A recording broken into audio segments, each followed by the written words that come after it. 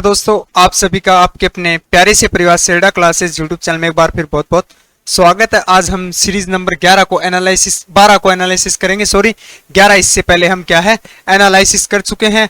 और वीडियो को स्टार्ट करने से पहले मैं आपको बताना चाहूंगा कि पीडीएफ को लेकर बच्चों के काफी मैसेज और कॉल रहते हैं। तो देखिए, हमारे army study point Telegram channel पर जो है वो यानी कि आज क्लास अपलोड होती है, जैसे उसके जस्ट अगले दिन क्या है पीडीएफ को टेलीग्राम पे क्या है शेयर कर दिया जाता है। वहां से आप डाउनलोड कर लेना और टेलीग्राम का लिंक जो है वो वीडियो की डिस्क्रिप्शन में दिया हुआ है, वहां से आप क्या है टेलीग्राम चैनल को ज्वाइन कर लेना। उससे पहले बच्चों के मैसेज रहते हैं, सर कोर्स देखिए कोर्स अभी अवेलेबल नहीं है। हमने नोट्स जो है वो पिछले 2 सालों से हमने सेरडा क्लासेस ऐप पे अपलोड कर रखा है, जिसका रिस्पॉन्स जो है 80% 70 से 80% रिस्पॉन्स जो है वो पॉजिटिव रहा था। हाल ही में परीक्षा लगी थी तो हमने नोट्स डाल रखा है, जिसमें आपको पूर्ण टॉपिक का सिलेबस मिलेगा, जिसमें सामान्य ज्ञान, सामान्य विज्ञान, मैथ, रीजनिंग और करंट अफेयर तीनों ही मिलेंगे। और उसके साथ साथ ही आपको पिछले 3 वर्षों में पूछे गए 1000 प्रश्न जो है वो प्रश्न भी मिलेंगे आपको। और 250 वास्तुनिष्ठ यानी कि मॉक टेस्ट के रूप में आपको 250 प्रश्न दिए जाएंगे जीके और जीएस के, और 5 ओरिजिनल पेपर। उससे आप क्या है लेवल को आकलन कर सकते हो। ये नोट्स जो है वो सेरडा क्लासेस ऐप पे क्या है अवेलेबल है। उसका लिंक भी वीडियो की डिस्क्रिप्शन में यानी कि कमेंट बॉक्स में दिया हुआ है, वहां से आप सेरडा क्लासेस ऐप को डाउनलोड कर लेना। और अधिक जानकारी के लिए हमारी टीम से आप कभी भी किसी भी समय व्हाट्सएप या कॉल के माध्यम से संपर्क कर सकते हैं। और हम प्रत्येक क्लास में चर्चा करते हैं कि आर्मी का जो पैटर्न रहता है वो 2,500 से 3,000 क्वेश्चनों के मध्य ही पैटर्न रहता है। उसके लिए हमने 2012 से लेकर 2023 के मध्य जितने प्रश्न पेपर थे 300 प्रश्न पेपरों का जो है सारे एक पीडीएफ में इंक्लूड किया गया है। यानी कि 2,500 प्रश्नों को 300 पेपर ओरिजिनल पेपर से क्वेश्चन उठाकर हमने इस पे पीडीएफ में क्या है इंक्लूड किए हैं। क्योंकि आप इस पीडीएफ से ये आकलन कर सकते हैं कि हाल ही में परीक्षा लगी 2023 की जो ऑनलाइन परीक्षा नए पैटर्न के आधार पर पहली परीक्षा लगी थी, उसमें से 70% से अधिक क्वेश्चन जो है 70% से अधिक क्वेश्चन जो है वो पिछले पेपरों में पूछे गए, यानी कि पीछे परीक्षा में पूछे गए प्रश्नों को ही क्या है पूछा गया था। और यह भी आकलन कर सकते हैं आप 2022 में जो परीक्षा लगी थी अग्निवीर की जो है, उसमें भी आप देख सकते हैं कि 70% से अधिक की जो क्या है प्रश्न जो है वो पीछे पूछे गए प्रश्नों में से ही पूछे गए। 2-3 क्वेश्चन जो है वो आउट या करंट अफेयर से ही पूछे जाते हैं। तो ये पीडीएफ भी जो है वो सेरडा क्लासेस ऐप पे क्या है अपलोड कर दी गई है, वहां से आप इसको डाउनलोड कर लेना, अच्छे से रीड कर लेना। जिनका 10 सितंबर को एग्जाम है, चाहे वो रिलेशन से हो या स्पोर्ट्समैन से हो। और अधिक जानकारी के लिए हमारी टीम से क्या आप संपर्क कर सकते हैं किसी भी समय। तो चलिए आज के सेक्शन को शुरुआत करते हैं। आज के सेक्शन की शुरुआत करते हैं। देखिए, किसके शासनकाल में मोरक्को का यात्री इब्न बतूता भारत आया। देखिए, मोरक्को का यात्री इब्न बतूता जो है वो भारत किसके शासनकाल में आया था, तो इसका सही आंसर हो जाएगा मोहम्मद बिन तुगलक। मोहम्मद बिन तुगलक के शासनकाल में आया था। उस समय जो है वो दिल्ली सल्तनत के जो राजा जो थे हुआ करते थे, तो उस समय मोहम्मद बिन तुगलक थे, जिस समय क्या है मोरक्को जो है वो क्या है इब्न बतूता क्या है भारत आया था।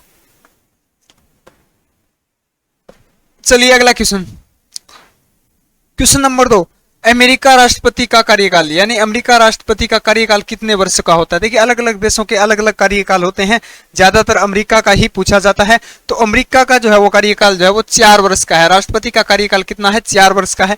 और भारत की अगर हम बात करें तो भारत के प्रधानमंत्री हो या राष्ट्रपति हो या क्या है उपराष्ट्रपति हो, सभी का कार्यकाल कितना है 5 वर्षों का है। और इसके साथ साथ ये भी ध्यान रखें सर्वाधिक काल वाला जो है सर्वाधिक काल किस देश का है, तो 6 वर्ष का। किस देश के राष्ट्रपति का काल जो है वो 6 वर्ष का होता है, ऐसे भी पूछा जा सकता है। या सर्वाधिक लंबा समय राष्ट्रपति शासनकाल का जो लंबा समय है वो किस देश का है, तो रूस देश का है। ये भी ध्यान रखें, रूस देश का है। और इसके साथ साथ आप ये भी नोट कर लें, राज्यसभा का पूछा जाता है। राज्यसभा के सदस्य का सर्वाधिक पूछा गया था। राज्यसभा के क्या है सदस्य का कार्यकाल पूछा जाता है, तो कितना होता है 6 वर्ष होता है। बाकी सभी का क्या है 5 वर्ष होता है। और राज्यसभा एक क्या है स्थायी सदन है, ये भी पूछा गया था। हाल ही परीक्षा में राज्यसभा से पूछा गया था निम्न में से उच्च सदन कौन सा है।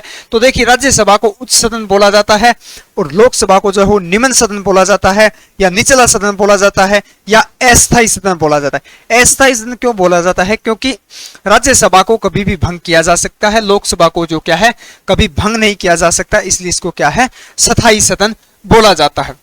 चलिए अगला क्वेश्चन, क्वेश्चन नंबर 3, श्वेतांबर व दिगंबर शब्द का संबंध किस धर्म से है। देखिए, श्वेतांबर और दिगंबर जो है उनका संबंध जो है वो किस धर्म से है? तो देखिए जैन धर्म से है। समझेंगे वो कैसे।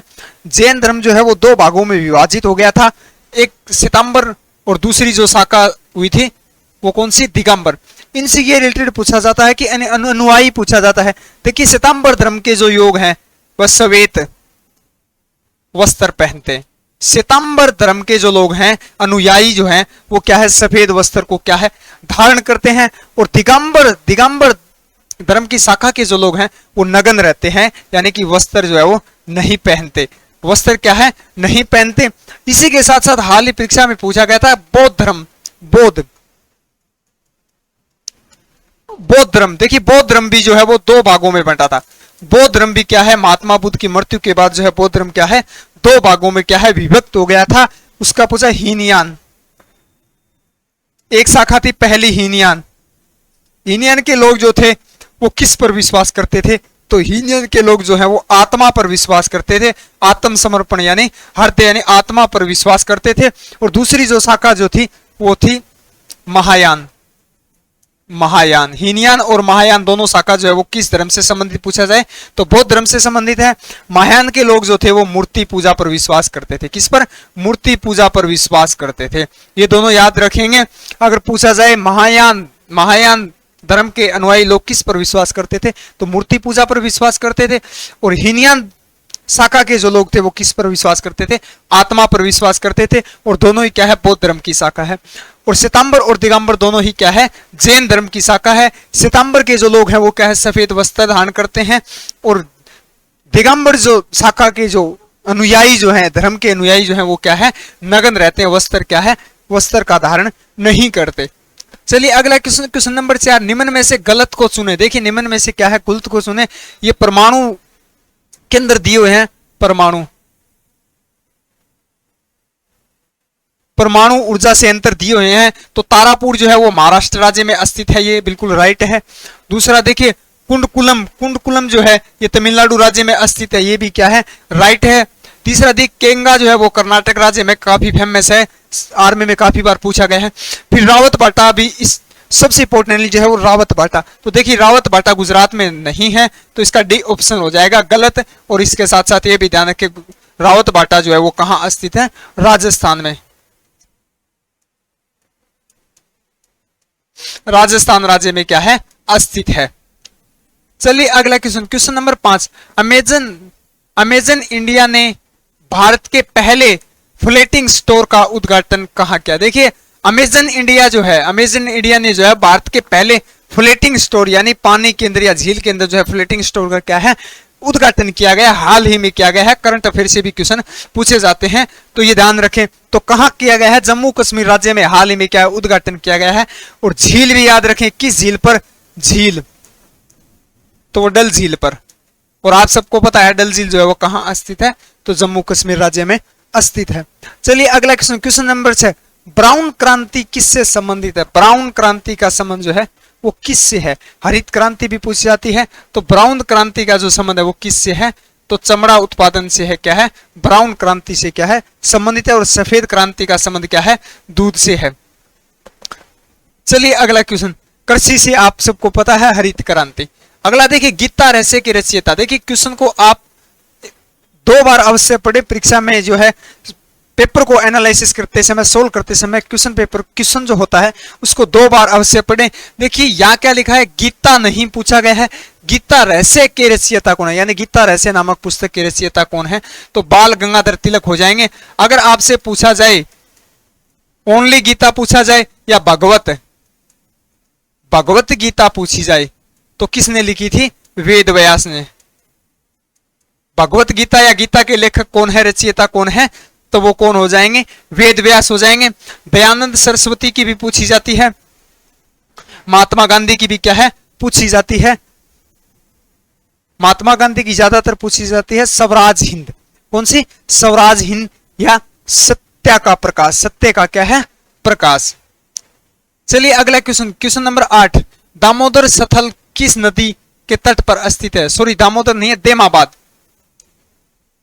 देमाबाद स्थल जो है वो किस नदी के तट पर क्या है? स्थित है। तो देखिए देमाबाद जो है वो सिंधु घाटी सभ्यता का खोजा गया सबसे दक्षिणी बिंदु है। दक्षिणी बिंदु। दक्षिणी बिंदु पूछा जाए कौन सा है सिंधु घाटी सभ्यता का खोजा गया, तो वो कौन सा है?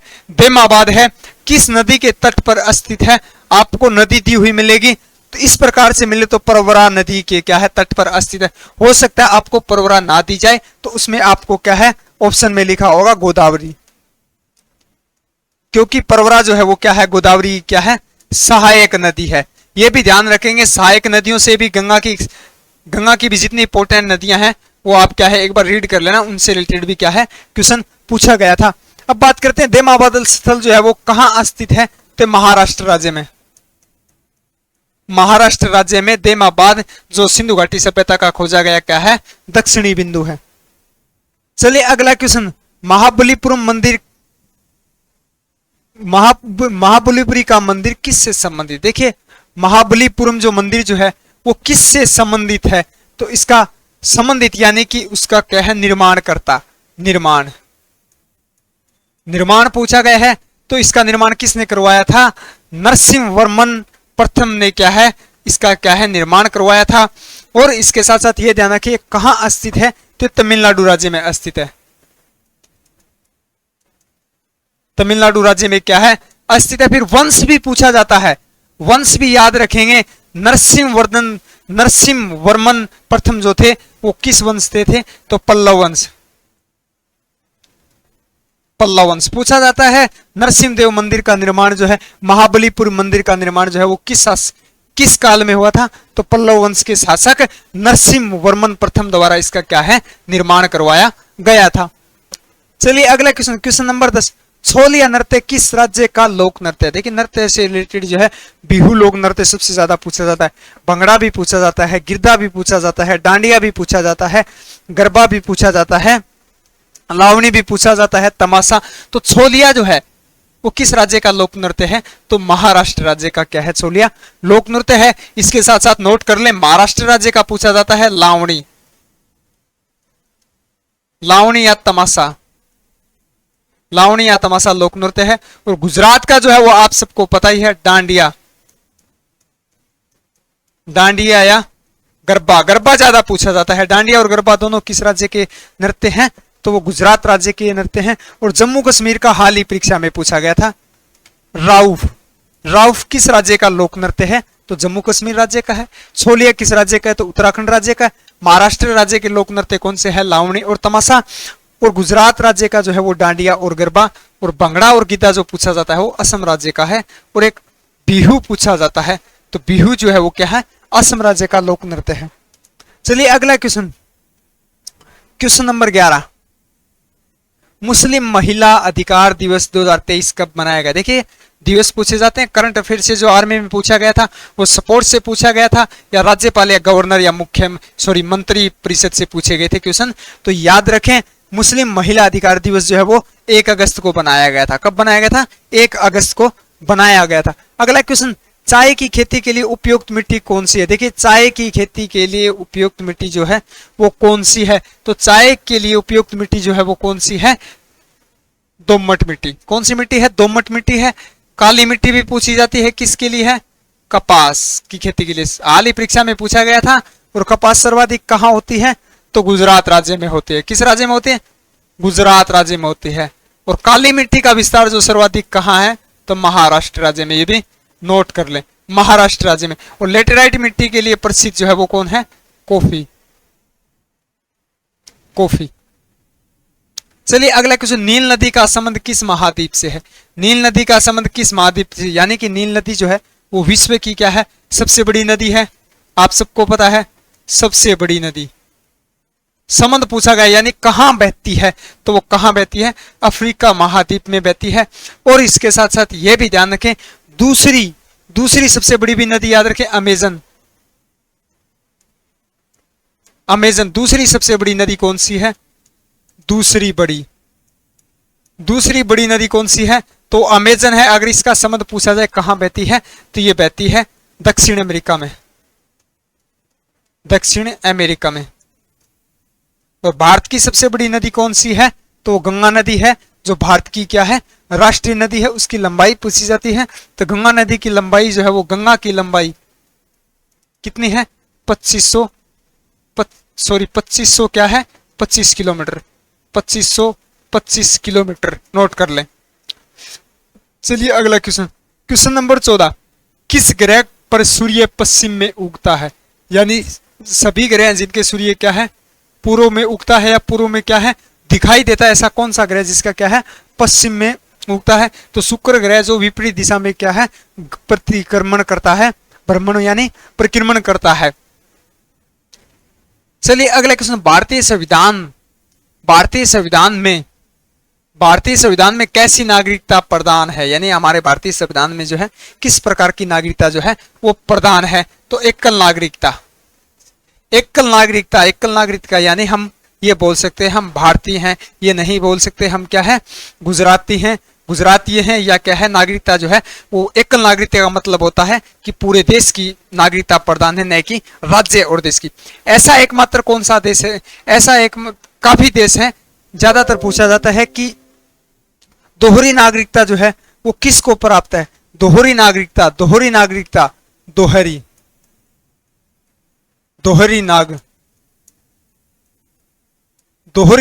किसको है? तो अमेरिका को, संयुक्त राज्य अमेरिका देश में भी क्या है दोहरी नागरिकता है। दक्षिण कोरिया में भी क्या है दोहरी नागरिकता है। यूनाइटेड किंगडम में भी, ऑस्ट्रिया में भी, इन सभी देशों में क्या है दोहरी प्रकार की नागरिकता है। अब क्वेश्चन बनता है मोस्ट इंपोर्टेंट, एकल नागरिकता का संविधान में प्रावधान कहां से लिया गया था? तो इंग्लैंड से लिया गया था। कहां से लिया गया था? इंग्लैंड देश से लिया गया था। इंग्लैंड देश से एकल नागरिकता प्रदान भारतीय संविधान में कहां से लिया गया है?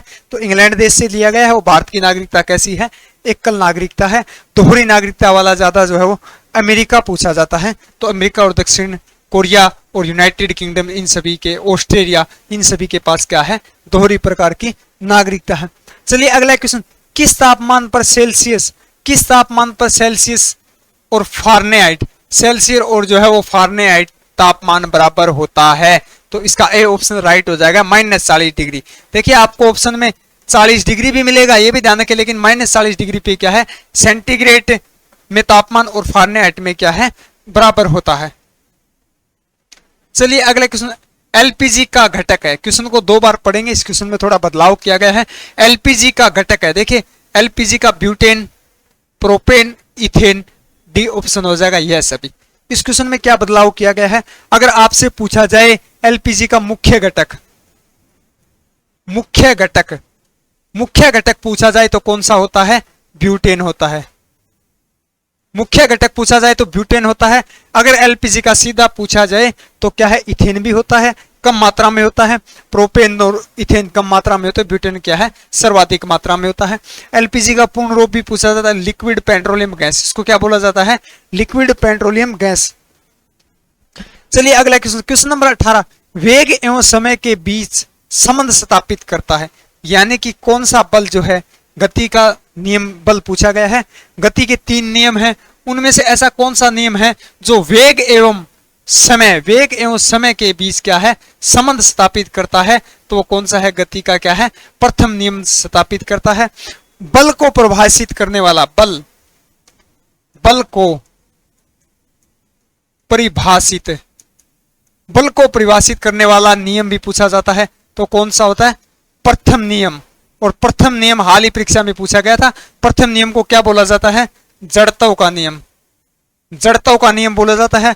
और दूसरे नियम को किसको बोला? दूसरे नियम को क्या बोला जाता है? दूसरा नियम गति का संवेग का नियम। और तीसरा भी याद रखेंगे, क्रिया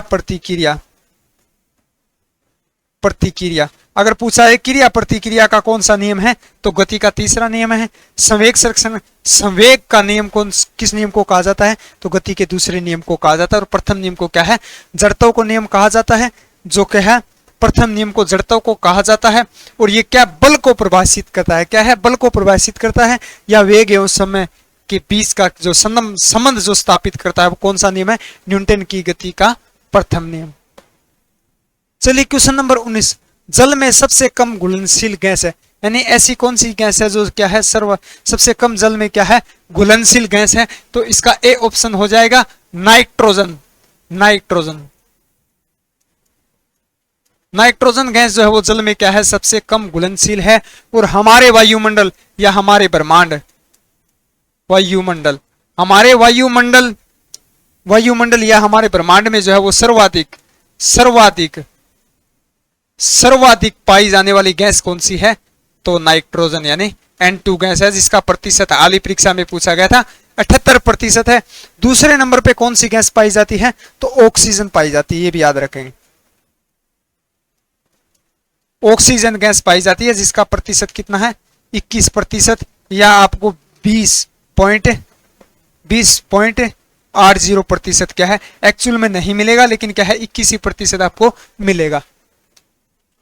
चलिए अगला क्वेश्चन, क्वेश्चन नंबर 20, निम्न में से कौन सा समतापीय परिवर्तन है, नहीं है, ये मिसटाइप हो गया था। निम्न में से ऐसा कौन सा है जो समतापीय परिवर्तन है, तो वो हो जाएगा बी ऑप्शन, ठोस का द्रव में पिघलना। ठोस जो है वो क्या है, द्रव में पिघलता है, तो क्या है वो समतापीय परिवर्तन कहलाता है। चलिए अगला क्वेश्चन, कोल गैस में उपस्थित घटक का चयन कीजिए। कोल गैस में क्या है, उपस्थित घटक का चयन कीजिए, तो हाइड्रोजन भी होती है, कार्बन डाइऑक्साइड भी होती है, मीथेन भी होती है, तो डी ऑप्शन हो जाएगा। यह सभी काफी गैसें होती हैं, हाइड्रोजन और नाइट्रोजन भी होती है, हाइड्रोजन और नाइट्रोजन भी होती है। कार्बन डाई मोनोऑक्साइड या कार्बन डाइऑक्साइड भी गैस होती है, यह भी याद रखें। Carbon dioxide, carbon di monoxide, hydrogen, nitrogen, methane, ethane, ये सभी क्या होती है, कोल गैस की क्या है, घटक होती है, ये भी याद रखें, ठीक है। चलिए अगला क्वेश्चन, आवर्त सारणी में निम्न में से कौन सी धातु सबसे भारी होती है। कौन सी धातु जो है वो आवर्त सारणी में सबसे भारी है, तो इसका ए ऑप्शन राइट हो जाएगा, ओएस यानी ओस्मियम। ओस्मियम क्या होती है, ओस्मियम होती है सबसे भारी गैस। लेकिन आप आर्मी लेवल पे क्वेश्चन जो पूछा जाता है उसमें ही क्वेश्चन पूछा, निम्न में से सबसे भारी धातु कौन सी होती है, तो प्लेटिनम। कौन सी होती है, प्लेटिनम होती है। ऑप्शन में आपको क्या है, प्लेटिनम दिया हो मिलेगा, प्लेटिनम इसमें दिया हो, अगर ओस्मियम दिया हो तो क्या है, ओस्मियम कर सकते हैं। चलिए अगला क्वेश्चन, क्वेश्चन नंबर 23, खट्टे फलों में पाया जाने वाला एसिड, यानी खट्टे फलों में जो है एसिड यानी कौन सा अम्ल क्या है, पाया जाता है। तो खट्टे फलों में जो है वो कौन सा अम्ल पाया जाता है, तो खट्टे फलों में जो क्या है, सिट्रिक अम्ल पाया जाता है। कौन सा पाया जाता है, सिट्रिक अम्ल क्या है, पाया जाता है। हाल ही परीक्षा में अम्ल से रिलेटेड काफी क्वेश्चन पूछे गए थे। टार्ट्रिक अम्ल हाल ही परीक्षा में पूछा गया था। अंगूर में पाया जाता है, इमली में पाया जाता है, और केला, इन सब में क्या है, टार्ट्रिक अम्ल पाया जाता है। अगर सिट्रिक अम्ल पूछा जाए तो क्या है, खट्टे फलों में क्या है, पाया जाता है। अगला देखिए, एसिटिक अम्ल किस में पाया जाता है, यह भी काफी बार पूछा गया था। सिरके में कौन सा अम्ल पाया जाता है, तो एसिटिक अम्ल पाया जाता है। दूध में कौन सा अम्ल पाया जाता है, तो लैक्टिक अम्ल पाया जाता है। दही में कौन सा अम्ल पाया जाता है, तो लैक्टिक अम्ल पाया जाता है। दूध से दही बनता है तो लैक्टिक अम्ल के कारण बनता है, या दही जमता है। इस प्रकार से 3-4 प्रकार से क्या है, हाल ही क्वेश्चन पूछे गए थे, हाल ही परीक्षा में। चलिए अगला क्वेश्चन, क्वेश्चन नंबर 24, श्वेत रक्त कण का निर्माण होता है। श्वेत रक्त कणिकाओं का जो निर्माण क्या होता है, तो किस में होता है, हमने पढ़ा अब तक अस्थि मज्जा में, तो ए ऑप्शन राइट हो जाएगा। लिम्फोनोड में भी होता है, पलिया में भी होता है, और यकृत में भी होता है। अगर इस प्रकार से ऑप्शन दिए हो तो डी ऑप्शन राइट हो जाएगा। लेकिन मुख्यतः जो आरबीसी या WBC, RBC red blood cell या व्हाइट ब्लड सेल जो है, निर्माण मुख्यतः जो है वो अस्थि मज्जा में होता है। और अस्थि मज्जा कहाँ होती है, हड्डियों के बीच होती है। लेकिन इनमें क्या संख्या बढ़ाने में, आरबीसी और डब्ल्यूबीसी क्या है, संख्या बढ़ाने में क्या है, लिम्फोनोड और पलिया यकृत ये क्या है, सहायक होते हैं। अगर यह सभी ऑप्शन दिया हो तो हम कर सकते हैं, लेकिन मुख्यतः जो है वो अस्थि मज्जा में निर्माण होता है। चलिए अगला क्वेश्चन, क्वेश्चन नंबर 25, शरीर की सबसे छोटी हड्डी है। शरीर की सबसे छोटी हड्डी कौन सी है, तो शरीर की सबसे छोटी हड्डी हमने पिछली सीरीज में पढ़ा था, तो वो कौन सी होती है, स्टेपिस हड्डी होती है, जो कान में पाई जाती है। कान में क्या है, कान में पाई जाती है। और सबसे बड़ी हड्डी जो होती है वो फीमर होती है, जो कहाँ पाई जाती है, जांग के अंदर पाई जाती है, पैर के अंदर। और कार्पल जो है वो क्या है, हाथ की हड्डी है, हाथ की हड्डी, ये भी याद रखेंगे। चलिए अगला क्वेश्चन, क्वेश्चन नंबर 26, तंत्रिका तंत्र की इकाई को कहते हैं, तंत्रिका तंत्र की इकाई को क्या कहा जाता है, तो न्यूरॉन कहा जाता है। हाल ही परीक्षा में पूछा गया था नेफ्रॉन किसकी इकाई है, तो गुर्दे या किडनी की। किडनी की सबसे बड़ी क्रियात्मक इकाई कौन सी है, तो वो कौन सी है, नेफ्रॉन है। नेफ्रॉन किसकी इकाई है, तो किडनी के। इस प्रकार से क्वेश्चन पूछे जाते हैं। और तंत्रिका तंत्र की इकाई जो है वो कौन सी है, न्यूरॉन होती है। चलिए अगला क्वेश्चन, क्वेश्चन नंबर 27, जल का अधिकतम घनत्व कितना होता है, जल का अधिकतम घनत्व जो है वो कितना होता है, तो 4 डिग्री सेंटीग्रेड। कितना होता है, 4 डिग्री सेंटीग्रेड जो है वो जल का क्या है, अधिकतम घनत्व होता है। ये सवाल कैसे पूछा जाता है कि जब कोई झील है उसका पानी जब जमता है तो सतह का तापमान कितना होता है, तो कितना होता है, 4 डिग्री सेंटीग्रेड होता है। चलिए अगला क्वेश्चन, सोडा वाटर बनाने के लिए किस गैस का प्रयोग किया जाता है, सोडा वाटर बनाने के लिए किस गैस का जो है वो क्या है, प्रयोग किया जाता है, तो CO2 का प्रयोग किया जाता है, कार्बन डाइऑक्साइड का क्या है, प्रयोग किया जाता है। चलिए अगला क्वेश्चन, क्वेश्चन नंबर 29, किस अधातु में धातुई चमक पाई जाती है, यानी सभी धातुएं जो होती है वो चमकीली होती है, एकमात्र ऐसी धातु है जो अधातु होकर भी क्या है, चमकीली है, तो इसका सी ऑप्शन राइट हो जाएगा। आयोडीन जो है वो क्या है, एकमात्र अधातु है जो क्या है, चमकदार होती है। और ऐसे ही द्रवीय अवस्था में पाई जाती है, एकमात्र ऐसी धातु है ब्रोमीन। ब्रोमीन जो है वो एकमात्र ऐसी धातु है जो अधातु होकर क्या है, द्रव अवस्था में पाई जाती है। और एकमात्र ऐसी धातु है पारा, जो क्या है, द्रव अवस्था में क्या है, पाई जाती है, जो सामान्य तापमान पर भी क्या है, द्रव अवस्था। झूठ का सोना किसे कहा जाता है, देखिए इस क्वेश्चन को कैसे पूछा जाता है, 2-3 प्रकार से पूछा। झूठ का सोना किसे कहा जाता है, या बेवकूफों का सोना जो है वो किसको कहा जाता है, तो आयरन सल्फाइड या आयरन पायराइट आपको मिलेगा, या तो पायराइट मिलेगा आयरन, या क्या है, आयरन सल्फाइड ये लिया हो मिलेगा। तो ए ऑप्शन इसका क्या है, राइट आंसर क्या है, हो जाएगा। तो आज के सेक्शन को यहीं समाप्त करते हैं, और तब तक हम अगले सेक्शन में, अगली सीरीज में मिलते हैं, और तब तक हमारे साथ बने रहिए। Thank you for watching. जय हिंद, जय भारत।